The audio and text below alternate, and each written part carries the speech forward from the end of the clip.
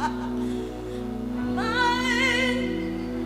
trust is in you, Lord.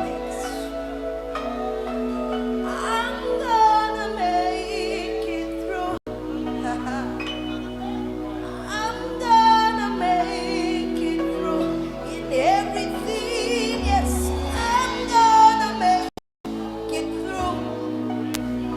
I can see you helping me to cross over. I'm gonna make it through. Oh, I'm gonna make it through. I'm gonna make it through. I'm gonna make it through. 'Cause when you came with you, my house was built on it's a firm foundation. Oh, it's a firm foundation.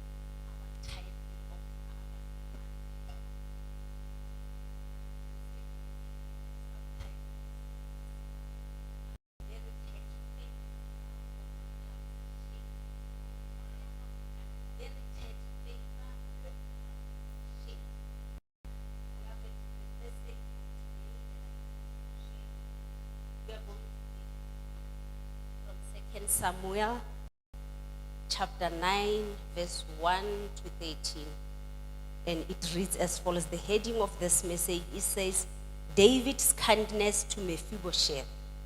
And David said, is there still anyone left in the house of Saul, that I may show him kindness for Jonathan's sake?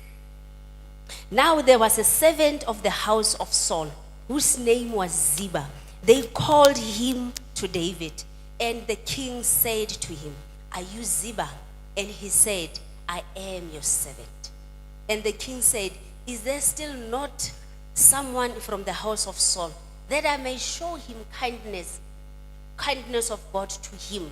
Ziba said to the king, there is still a son of Jonathan. He is crippled on his feet. The king said to him, where is he? And Ziba said to the king, he is in the house of Machir, the son of Amiel. King David sent and brought him from the house of Machir, the son of Amiel at Lodibar.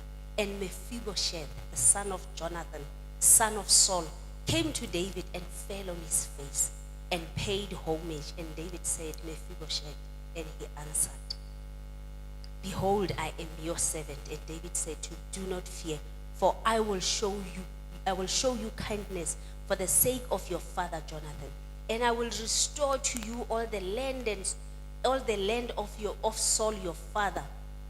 I will restore of your father Jonathan, and I will restore to you the land of Saul. your father. You shall eat at my table always. And he paid homage and said, what is your servant that you should guard for a dead dog as such? And the king called Ziba, Saul's servant, and said to him, all that belonged to Saul, to all his house, I have given to your master's grandson. And you and your sons, your servant, shall till the land for him, and shall bring in the to your that your master's grandson may have bread to eat.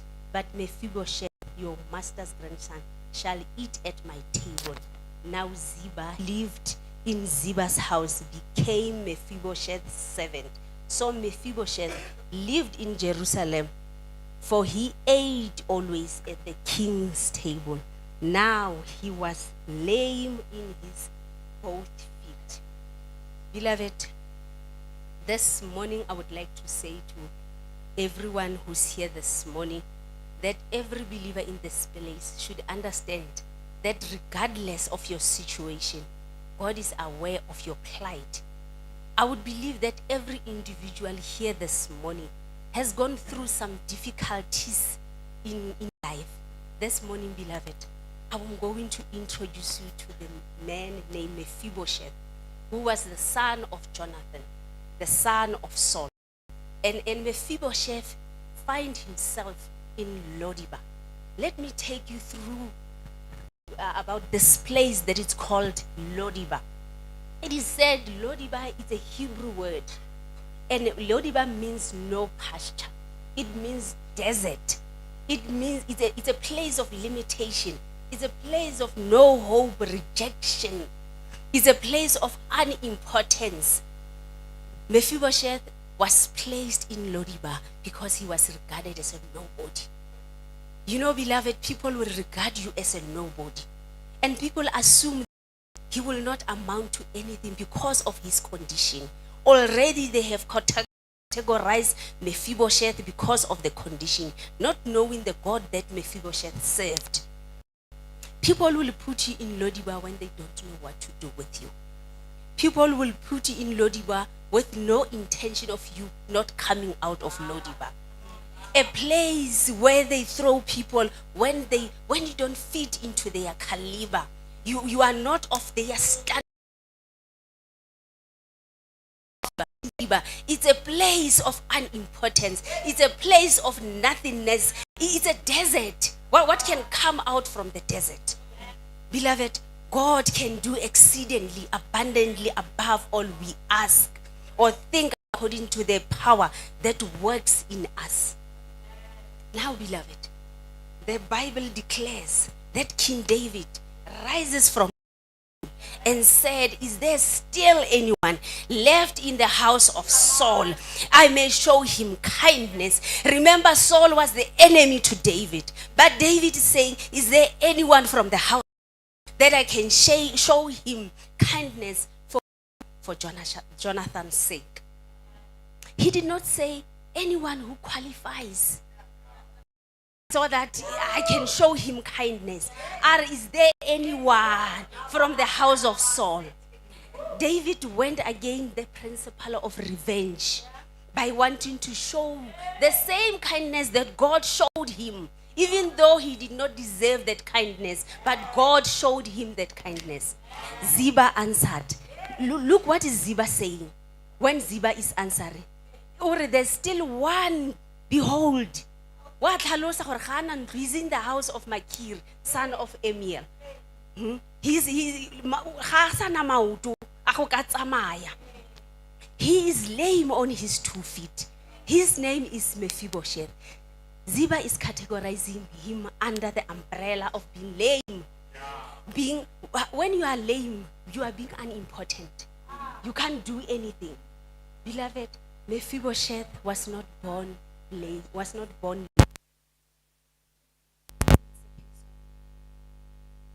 the son of Saul, had a son who was crippled. And Jonathan came from Jezreel. And his nurse took him up and fled. And as she fled, in haste, he fell and was not born lame, but he became that was coming Palestine unto his homeland, that he has killed his father and his grandfather, but unfortunately he dropped him. Beloved, there are some of you who are not where you are supposed to be in life because someone dropped you.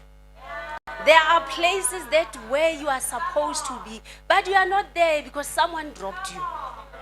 Beloved, maybe you are in a financial retardation because someone dropped you.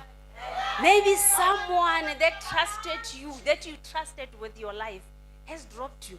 Maybe someone whom you thought will come through for you in your dire situation has dropped you. Maybe someone who had to advocate for your promotional post has dropped you. Know that God is about to pick you up and turn your things around. He's about to put your feet on the solid ground. Mephibosheth's paralysis is due to the reason that he was dropped by someone who was supposed to protect him.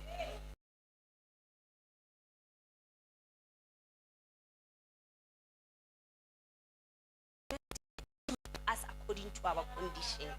Maybe you are like Mephibosheth, who has been categorized as the unemployed one, the not so brilliant one, the lame one in speech, the one who has not yet graduated, the one without child, the widowed, the divorcee, the single parent that comes from the dysfunctional family.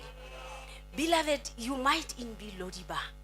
You might be in Lodiba right now, but don't accept the mail, the letter, because you won't be, that address of Lodiba won't be yours forever. Do not relax and accept the state of being in Lodiba, of being in dryness, of being in rejection. Ziba, look what is Ziba doing. Ziba goes to Lodiba as he was commanded by King David to go and look for Mephibosheth. He was in, because Mephibosheth was in a place of nothingness at all, rejection. But one good thing that we can thank God for is that there was no sign of depression from Mephibosheth. There was no sign of attempted suicide in the midst of that situation that he was going through. Because Lodiba is an environment that was not conducive to his growth and to his health, but still he remained in those uncomfortable living conditions. Saints, your next blessing will not find you in a place of comfort, will not find you in your comfort zone, but your blessing is going to come from a stress and tension. Even if they don't like you in your working environment, you are going to stay there. Even if they talk behind your back and you feel uncomfortable, you're going to stay in that situation. Even if they don't want you in that promotional post, saying that you know nothing, you don't qualify, but you are going to stay there. You are going to steadfast, immovable, always abounding in the work of the Lord, because your favor is not in vain, your labor is not in vain. When God is ready for you, beloved, He's going to skip people just to get to you. And those people that were looking, they are not going to be happy because God chose you for this season. And it's not your fault when God has chosen you, because you were minding your own business and God called your name. Beloved, Mephibosheth arrives. I would like to believe when Mephibosheth saw Ziba and he heard that King David is looking for him, he was shaking in his boots. He was nervous, considering the history. He arrives as nervous as he was. Because remember, Lodiba has also impacted him negatively. So, Lodiba is in you. If you have a context, you have no idea who you come from. King David said to Mephibosheth, I am going to restore. King David said before he can restore, he said to him, do not be afraid. I I am going to restore to you all the land that belonged to your grandfather.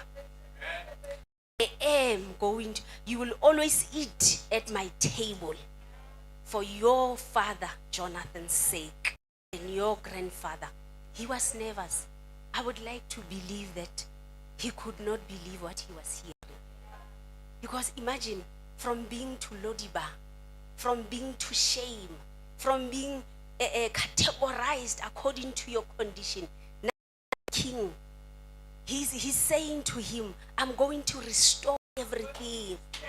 I would not believe that he was not hearing what he was saying. The scripture says he looked at the king and says, who? Me?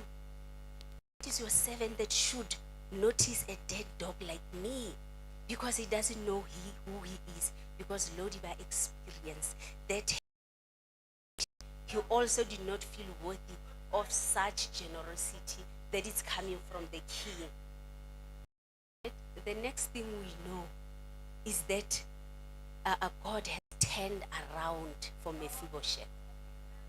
We can think that just like that, everything would have been turned down. People were saying things about him to say, this one is lame, he's useless.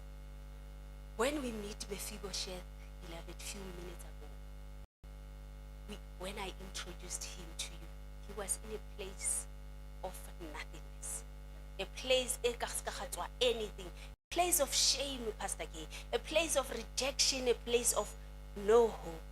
He was staying in another man's house. You can imagine, you are a man and you are staying in another man's house. He did not have his own land. He did not have his own property, but he was still standing there. He was still, he did not, because the Bible did not record anywhere why he had a depression. Maybe he killed himself, because the conditions, the place that he was staying, like the manner in which people has categorized him, he still stand the test of time. He still remain in Lodibar, despite his table having a feast with the king. But a feast with the king. I would like to believe on the day when Mephibosheth heard those news, when the king spoke to him, he sang this song.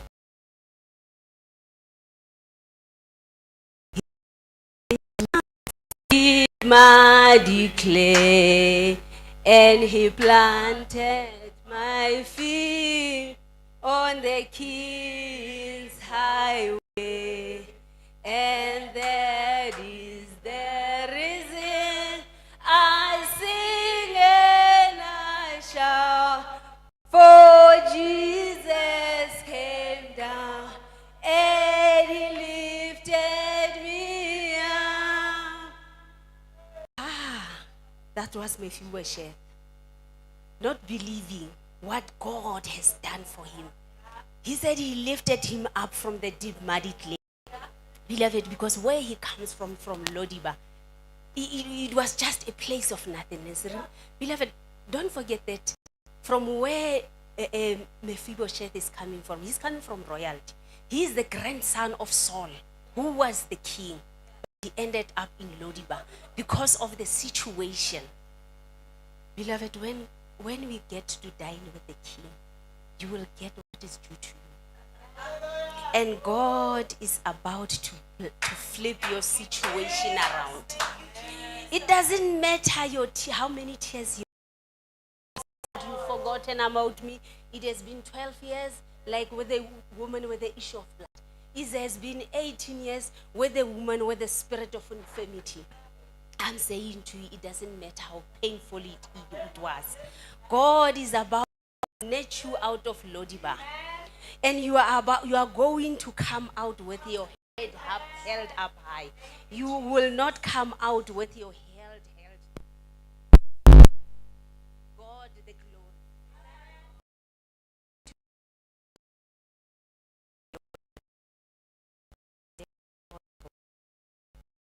I came this morning to give God the glory.